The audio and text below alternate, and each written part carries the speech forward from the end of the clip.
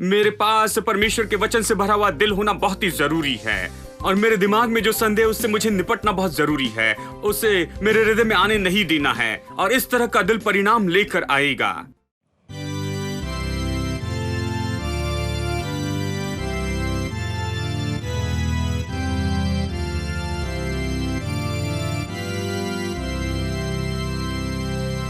O God, our help in ages past, our hope for years to come, our shelter from the stormy blast, and our eternal hope. Under the shadow of thy throne, still may we dwell secure. Sufficient is thine arm alone, and our defense is sure. Before the hills in order stood, for earth received her frame. From everlasting thou art God, to endless years the same. 1,000 ages in thy sight are like an evening dawn, short as the watch that ends the light before the rising sun. O God, our help in ages past, our hope for years to come. Be thou our guide while life shall last, and our eternal hope.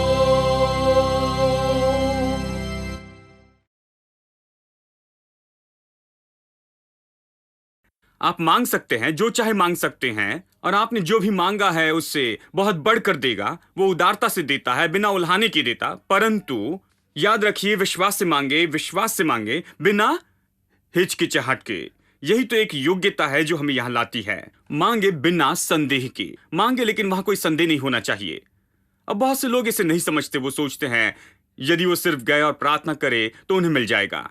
जानते हैं, वो ये योग्यता नहीं समझते हैं, विश्वास से मांगना, हिचकिचाहट के बिना। देखिए, हमें मांगने पर भी क्यों नहीं मिलता है? क्योंकि हम हिचकिचाते हैं। कई बार हम नहीं मांगते इसलिए नहीं मिलता, परंतु जब मांगते हैं और फिर भी हमें नहीं मिलता, ये इसीलिए क्योंकि हमने कई बार हिचकिचाहट रखी है। विश्वास नहीं है हमारे मांगने में। हमारे पास विश्वास नहीं, इसलिए केवल परमेश्वर से भीख मांगते हैं। हमारे पास विश्वास नहीं, हम बस चाहते हैं कि प्रभु से हमें मिल जाए। हम केवल परमेश्वर के पास जाते हैं और बहुत चिल्लाते हैं, उसके सिंहासन को काफी हिलाना चाहते हैं, मांगते हैं, उससे बहुत परेशान करना चाहते, अपने आप को निर्दोष बनाना चाहते हैं। पीछे मुड़कर प्रभु कहता है, इधर देखो। जानते हो, बहुत ज्यादा परेशानियां हो गई। इन दिनों में सिखाते हैं, यदि आपका बच्चा रोता है तो उसे मत दीजिए। तो आप सोचते प्रभु देने वाला है, प्रभु अच्छा स्वर्गीय पिता है। वो जानता है जब आप रोते हैं और वो देता है तो अगली बार आप और ज्यादा रोएंगे, ये सोचते हुए कि ज्यादा रोने पर आपको और ज्यादा मिलेगा। हाँ, प्रभु जो कहता है नहीं पा सकते, रोने पर भी नहीं मिल सकता है। और जो प्रभु कहता है पा सकते, वो बिना चिल्लाए पा सकते हैं। केवल आपको मांगना है और उसे पा सकते हैं। आमीन। वही प्रभु है। तो क्या पहले आना जरूरी है? देखिए, बहुत से लोग कहते हैं प्रार्थना एक नंबर की प्राथमिकता है। प्रार्थना एक नंबर की प्राथमिकता नहीं है। मुझे माफ कीजिए, मैंने आपको चौंका दिया है। मुझे माफ करना यदि आप पहले ही मन में बहुत परेशान है तो ये कहते प्रार्थना सर्वप्रथम है। नहीं, प्रार्थना पहले नहीं है। परमेश्वर का वचन पहले है, क्योंकि प्रभु का वचन ही वो है जो आपको विश्वास देता है। विश्वास सुनने से और सुनना मसीह के वचन से होता है। आप कैसे प्रभु के वचन बिना प्रार्थना करेंगे? पहले आप विश्वास ले उसके बाद में फिर प्रार्थना करें। प्रार्थना विश्वास के साथ में जुड़नी चाहिए। बिना विश्वास के प्रार्थना काम नहीं करेगी, विश्वास के बिना उपवास काम नहीं करेगा, बिना विश्वास के कुछ काम नहीं करेगा। विश्वास के बिना प्रभु को प्रसन्न करना अनहोना है। इसलिए जीवन में सबसे पहले वचन होना चाहिए और उसके बाद में प्रार्थना। आमीन। तो इतने इतने घंटे तक प्रार्थना की से कुछ नहीं होगा। क्या आपने विश्वास से प्रार्थना की है? यही बात तो फर्क लेकर आती है। केवल प्रार्थना से कोई फर्क नहीं आएगा, फर्क आएगा आपके विश्वास से और परमेश्वर के वचन और परमेश्वर ने क्या वादा किया है उस पर विश्वास प्रार्थना को प्रभावशाली बनाते हैं। तो इसके पहले कि आप प्रभु के सामने जाएं और जानते हैं उससे प्रार्थना करें, हमें अपने दिल में निश्चित हो जाना चाहिए कि जो कुछ हम मांगते हैं हम वास्तव में उससे पा सकते हैं। क्या आप निश्चित होने के लिए कुछ कर रहे हैं? क्या आप अपने दिल में आश्वस्त होने के लिए कुछ कर रहे हैं? जो कुछ आप मांगेंगे वास्तव में आप पाएंगे? क्या प्रक्रिया है? आप इसमें कैसे आगे जा सकते हैं? आप कैसे निश्चित हो सकते हैं कि आप पाएंगे? एक अनुवाद ऐसे कहता है, विश्वास आशा की भी वस्तु की शाश्वती है। आप कैसे शाश्वती पा सकते हैं? जिस बात की आप आशा करते हैं। कैसे आप जानेंगे कि आपको यह मिल जाएगा जो आपने मांगा और आप शाश्वती पाए? बिना शाश्वती के मत मांगिए। क्या आपने शाश्वती पाई है? क्या आपने उस शाश्वती के लिए काम किया है? कैसे आप शाश्वती पाते हैं? आप प्रभु के वचन को लेकर मनन करते हैं, इसे कहते हैं, हृदय में रखते हैं, केवल इसी पर चित्त लगाते हैं और किसी बात पर ध्यान नहीं लगाते। वैसे ही आप शाश्वती पाते। जितना ज्यादा इस पर मनन करते, जितना अंगीकार करते, उतना अधिक ये आपके दिल में जाता है, उतना अधिक ये आपके दिल में शाश्वती लाता है। और जब शाश्वती से भर जाते तो दिल भरपूरी से प्रार्थना करता है और आप उसको उसकी प्रतिज्ञा बताते हैं। ऐसी प्रभावशाली प्रार्थना होती है। इसलिए उसे मांगने दो, वो कहता है, परंतु वो बिना डगमगाए मांगे। वो कहता है उसे विश्वास से मांगने दो, बिना डगमगाए, क्योंकि संदेह करने वाला, डगमगाना शब्द लहरों से आता है। डगमगाना समुद्र के लहरों के समान है जो हवा से बहती और उछलती है। अब उस व्यक्ति का चित्र को देखिए जो संदेह करने वाला है। एक व्यक्ति जिसके पास संदेह है। संदेह करने वाले व्यक्ति को देखना चाहते तो केवल लहरों को देखिए। लहरें कैसे उठती है। लहरें सच में ऊपर जाती है, जानते हैं, केवल जानते हैं। वो कहीं से तो भी आती है और अचानक ऊंचाई पर जाती है, ऊपर। फिर आप सोचते कि ये ऊंचे आकाश तक जाएगी, लेकिन वो नीचे जाती है और वो फिर से वो ऊपर उठती है और फिर वो नीचे जाती है और फिर उठती है और फिर नीचे जाती है। बहुत से विश्वासी ऐसे ही हैं। वे प्रभु के वचन को सुनने आते हैं और कहते हैं, ओ महिमा, हालेलुया, मैंने इसे पा लिया। मैं निश्चित तौर पर विश्वास करता कि जो कुछ मैंने प्रभु से मांगा वो मुझे देगा। लेकिन सोमवार को पूछे तो नीचे हैं, उनके चेहरे फर्श पर हैं। वो कहता है, मैं नहीं जानता ब्रदर, ये बहुत मुश्किल हो रहा है, बातें अच्छी नहीं हो रही हैं, पता नहीं क्या होने वाला है, प्रभु पर छोड़ देता हूं, जो होना है वो हो जाएगा। जानते हैं, फिर वे मंगलवार की शाम की सभा में आते हैं और ऊपर जाते हैं, ऊपर जाते हैं, लहर ऊपर उठती है। बुधवार को फिर नीचे आते, गुरुवार को कोई आकर भविष्यवाणी करता है, लहर ऊपर उठती है, शुक्रवार को फिर नीचे होती है। हाँ, यह ऐसा ही है, ऊपर नीचे, ऊपर नीचे, ऊपर नीचे। एक मिनट विश्वास करते हैं कि चंगे हो गए, अगले मिनट कहते हैं, जानते हैं, यह असंभव है। एक मिनट वो विश्वास करते हैं कि परमेश्वर सारी जरूरत पूरी करेगा, अगले क्षण में विश्वास करते नहीं, ऐसा नहीं होगा। एक दिन विश्वास करते कि सब ठीक होगा, दूसरे दिन विश्वास करते कि अब कुछ नहीं हो सकता। ये उस लहरों के समान है जो हवा से बहती है। अच्छा चित्र है, मैंने ये चित्र दिखाया क्योंकि आप देखिए कि आप कौन हैं, हम कैसे हैं। हम भी ऐसे होते हैं, मैं भी ऐसे रहा हूं कई बार, हम सब इसमें से गए हैं। जानते हैं, जैसे लहरें हवा से बहती हैं, कई बार ऊंचाइयों पर उठती तो कई बार नीचे जाती, ऊपर नीचे और ऊपर और नीचे। यही तो संदेह करने वाले व्यक्ति की दशा और स्थिति है। ठीक है, अब इसे सुनिए, वचन 7। ऐसा मनुष्य यह न समझे कि मुझे प्रभु से कुछ मिलेगा। ऐसा मनुष्य यह न समझे कि मुझे प्रभु से कुछ मिलेगा। क्या आपने कभी लोगों को कहते सुना? वे लहराने वाले व्यक्ति हैं, वचन में नहीं चलते, प्रतिज्ञाओं को नहीं लेते, उस पर मनन नहीं करते, उसे दिल में रखकर शाश्वती लेते नहीं हैं। उन्हें विश्वास नहीं सिखाया गया, वो नहीं जानते विश्वास क्या है। वो चर्च में केवल आते, प्रार्थना सिखाई गई और विश्वास नहीं सिखाया गया। चर्च ने यह नहीं सिखाया संदेह कैसे न करें। चर्च ने नहीं सिखाया कि परमेश्वर के वचन पर विश्वास कैसे करें, प्रतिज्ञाओं पर कैसे विश्वास करें। ये कहते प्रार्थना प्रार्थना, क्या तुमने प्रार्थना की है? अब अगर आप प्रार्थना कर भी ले तो चर्च में गए, वो कहते तुमने काफी प्रार्थना नहीं की इसलिए ऐसा हुआ। और ये कहते मैंने काफी प्रार्थना की है। और आप कहेंगे पास्टर आपको ये सब कुछ कैसे पता चला? मैंने इसकी कोशिश की है। मैं प्रार्थना प्रार्थना प्रार्थना करते रहा और फिर बाद में चर्च में जाता और वो कहते तुम्हारे लिए कुछ काम नहीं करा, तुमने प्रार्थना नहीं की है। मैंने कहा मैंने बहुत प्रार्थना की है, घंटों प्रार्थना में मैंने समय बिताया है, तो और प्रार्थना की। मैं समय को देखता, कहता ठीक है 8 बजे हैं, मैं 1 बजे तक यहां से बाहर नहीं जाऊंगा, तब तक मैं घुटनों पर ही ऐसे ही बैठा रहूंगा, प्रार्थना करते रहूंगा। मैंने इन नियमों का पालन करने की कोशिश की। मैंने सोचा इस बार ये काम करेगा। उन्होंने कहा प्रार्थना करो जब तक तुम्हारे घुटने इसे न दिखाएं।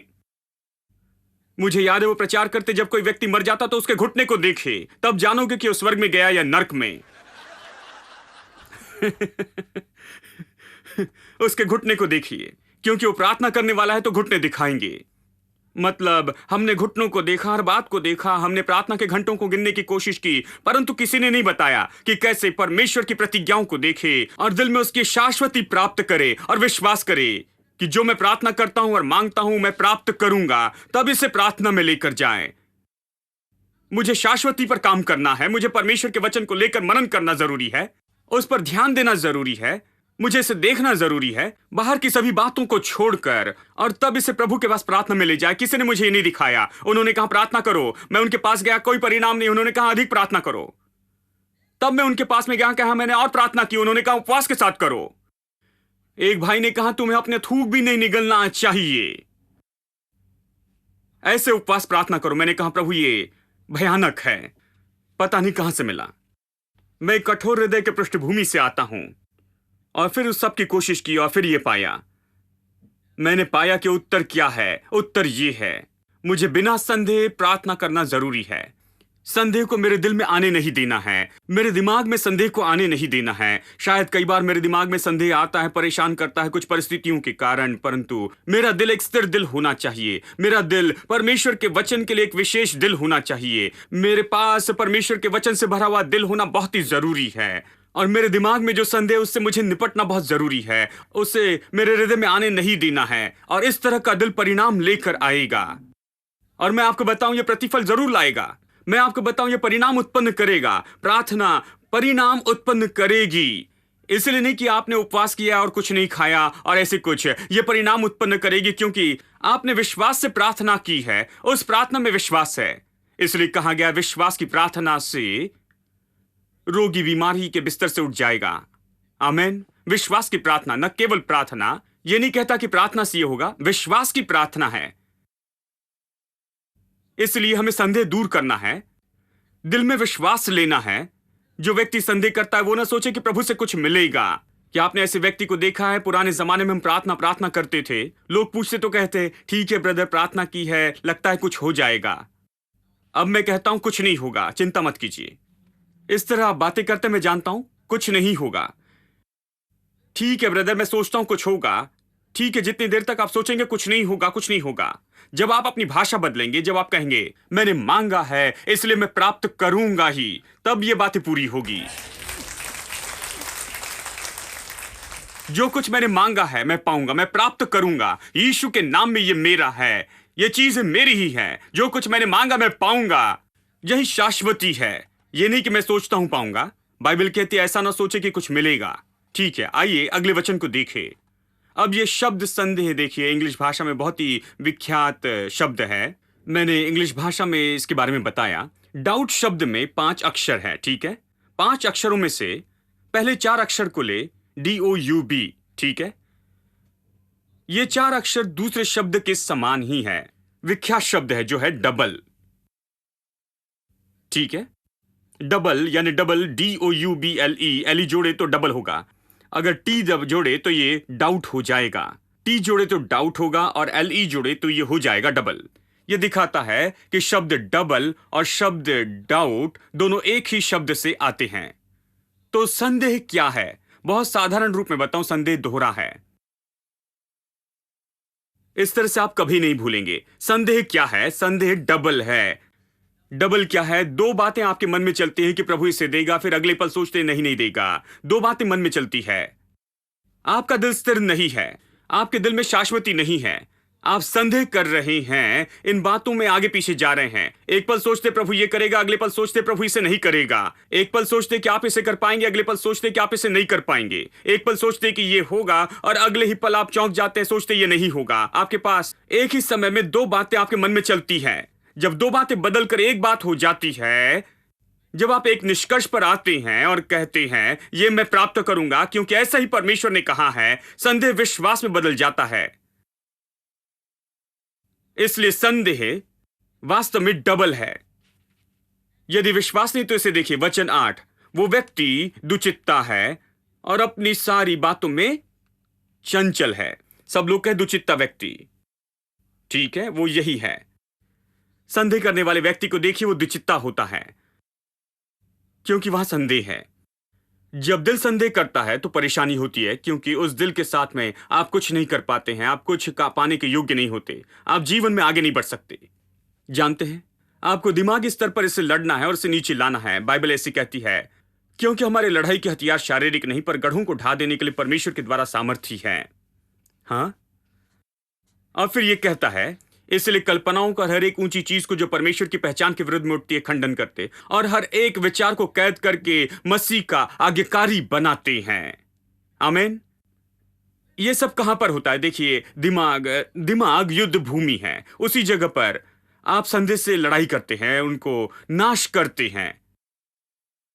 इन कल्पनाओं को नाश करना चाहिए, संदेह के विचार को नाश करना चाहिए, नहीं तो ये दिल में चले जाएंगे और फिर ऐसा दिल परमेश्वर के चमत्कारों को अपने जीवन में प्राप्त नहीं कर पाएगा।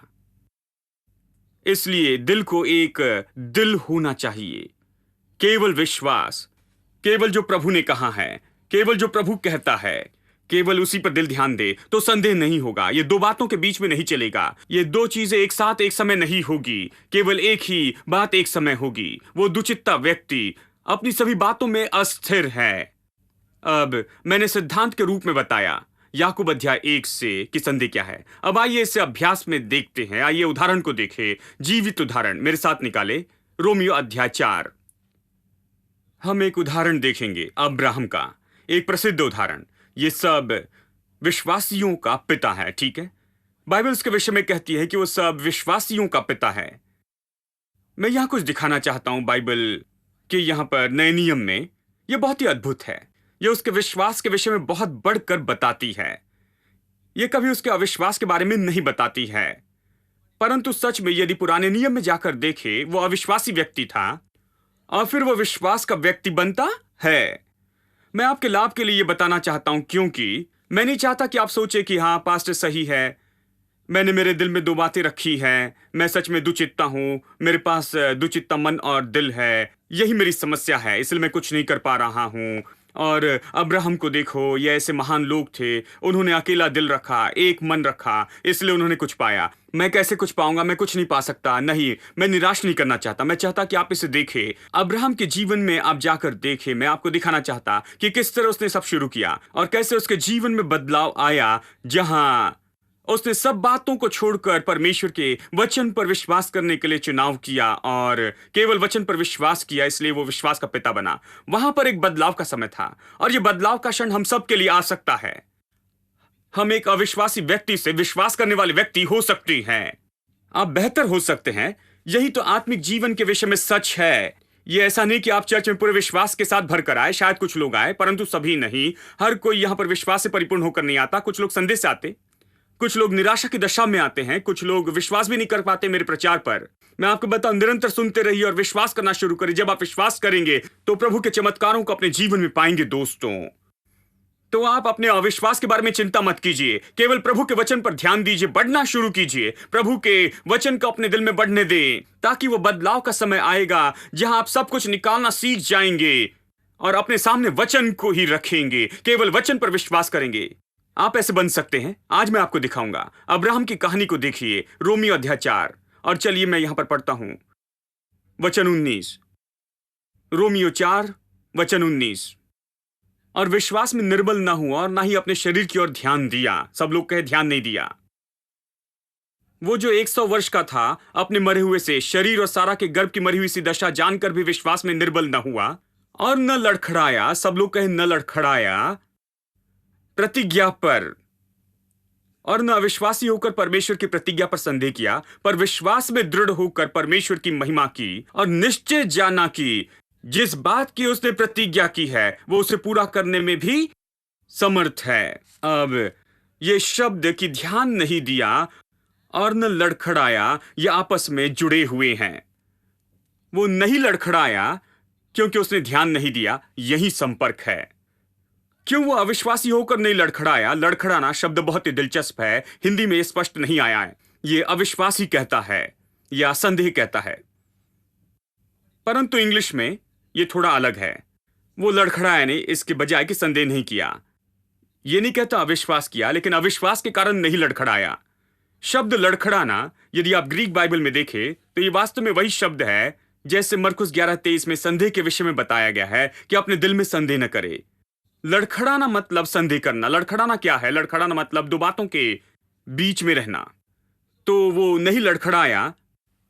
वो क्यों नहीं लड़खड़ाया? हम कैसे लड़खड़ाने से बच सकते हैं? क्योंकि उसने ध्यान नहीं दिया। वो कुछ बातों की ओर ध्यान नहीं दे रहा था, इसलिए नहीं लड़खड़ाया। अब इन सब से बढ़कर ये कहता है पूरी तरह से शाश्वती थी, पूरी शाश्वती थी, इसलिए वो बता रहा है। मैं कहता हूं हमें इसी का लक्ष्य रखना है। हमें शाश्वती रखनी चाहिए। जब हम प्रार्थना में जाते हैं तो पूरी शाश्वती रखे कि जो कुछ हम मांगेंगे हमें मिलेगा, और निश्चित जाना कि उसने जो प्रतिज्ञा की है उसे पूरा करने में भी सामर्थी है। प्रभु ने जो प्रतिज्ञा की पूरा करेगा, ये पूरी शाश्वती थी। जब वो इस मार्ग पर चला, कुछ निश्चित बातों पर ध्यान नहीं दिया, और क्योंकि कुछ निश्चित बातों पर ध्यान नहीं दिया, ध्यान नहीं देने के कारण अविश्वास में नहीं लड़खड़ाया, और इस तरह वो पूरी तौर से शाश्वती पाता है ताकि वो विश्वास पाए जो परमेश्वर कहता है कि उसे पूरा करे। आमीन। ये तो विश्वास का अच्छा विवरण है। विश्वास में बढ़ना चाहते हैं तो कुछ बातों की ओर ध्यान नहीं देना चाहिए।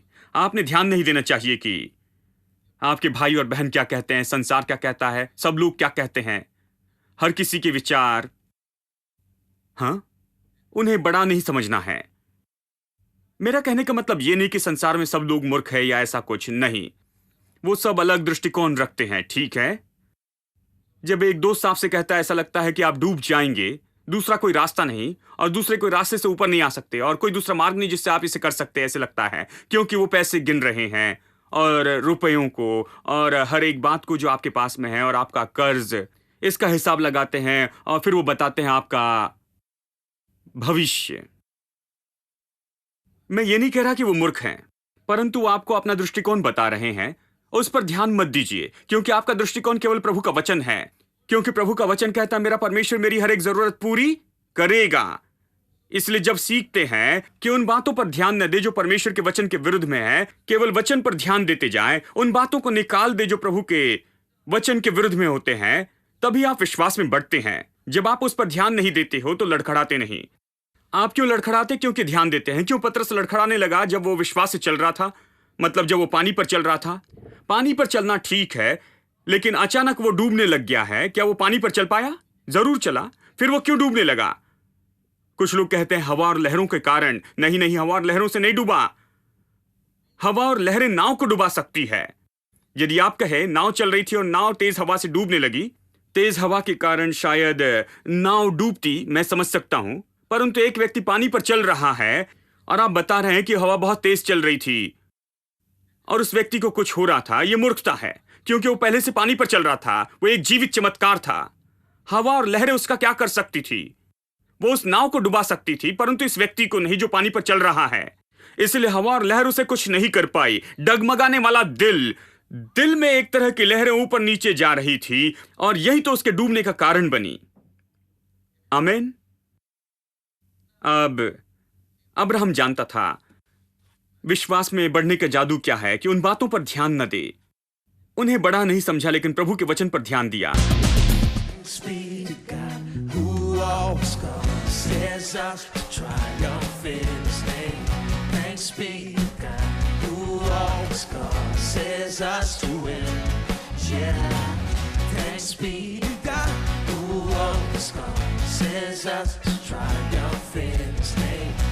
Clap our hands and sing.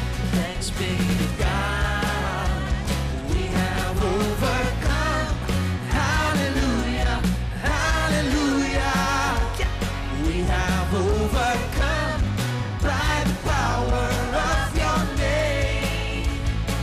Jesus, you're the one. Hallelujah, hallelujah. The one who made a way for us to triumph in your name.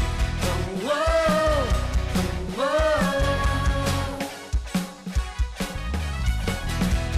oh, oh.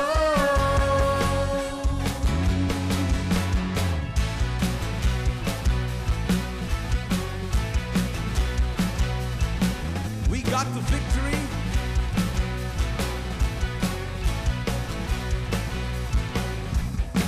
We got the victory.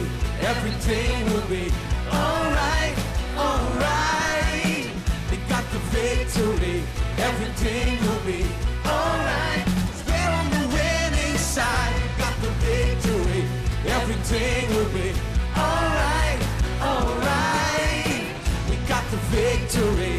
Everything will be alright. 'Cause we're on the winning side. We got the victory. Everything will be alright, alright. We got the victory. Everything will be alright.